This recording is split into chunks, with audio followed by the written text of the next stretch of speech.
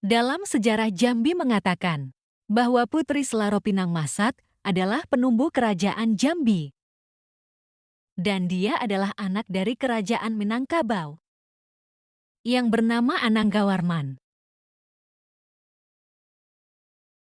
Raja Ananggawarman mempunyai 3 orang anak perempuan.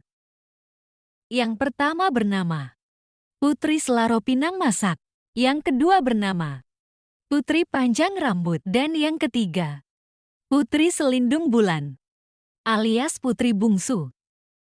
2 putri pertama turun ke Jambi, sementara yang bungsu tetap tinggal memerintah di Minangkabau bersama suaminya Wijaya Awarman yang bergelar yang Dipertuan Maharaja Sakti I. Kedatangan Putri Selaro Pinang Masak tidak hanya membawa kekuasaan politik, namun juga sistem adat yang hingga kini masih berlaku di daerah Jambi.